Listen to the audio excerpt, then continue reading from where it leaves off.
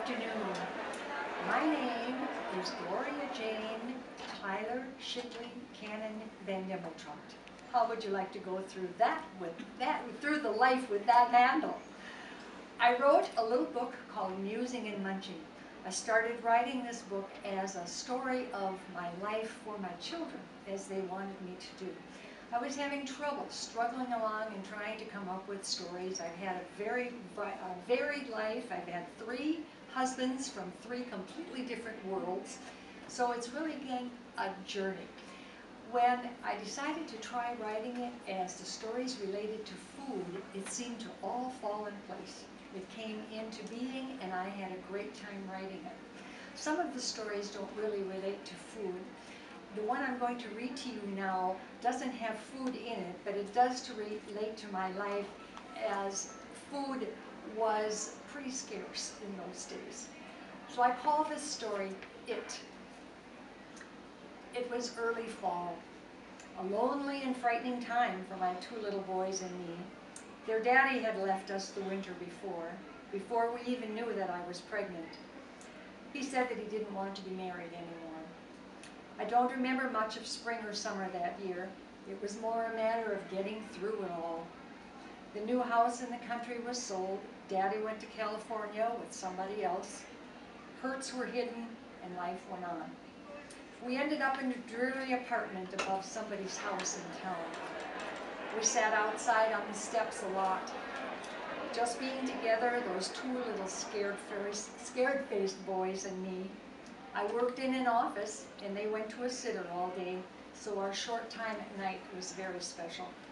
We prayed a lot that Daddy would come back. I've often wondered about those prayers.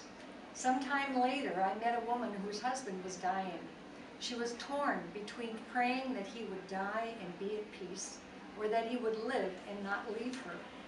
She was tormented by the struggle of what to pray for, and her agony was painful to see for all of us. Finally, a kind person suggested that she pray for herself instead, to give her the strength to accept whatever happened. This simple suggestion changed everything. The terrible weight went off her and she bore the coming days with a wonderful peace. I had no such kind friend at that time, and I kept on praying for my husband's return. He did not come back. Our lives spiraled down in miserable suffering. Finally, in the fall, my beautiful little girl was born. In true miracle fashion, though a painful and scary time it was, I brought home a healthy, happy little sister for 2 not much older but very world-wise big brothers. From the start, she belonged to them, and they all belonged to me.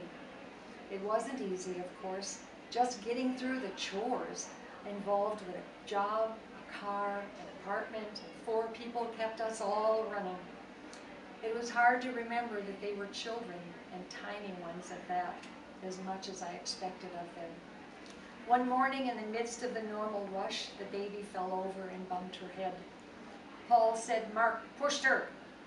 I started yelling at Mark to say he was sorry, all the time running around, dashing, bundling everybody up in scarves and mittens and mufflers, making them into 3 little doughboys to meet the cold outside the door. I repeated again and again, "Say it, go on, say it. Aren't you sorry you hurt your little sister?" How cruel I was. That confused little 4-year-old boy was terrified of his mother at that moment, but he was so determined to do what was expected. I ranted on. "Say it, go on, say it." Finally, just as we were ready to pile in the car, Mark looked up at me with fear-widened eyes, hoping against hope that he was doing the right thing. And he said in a tiny voice, "It."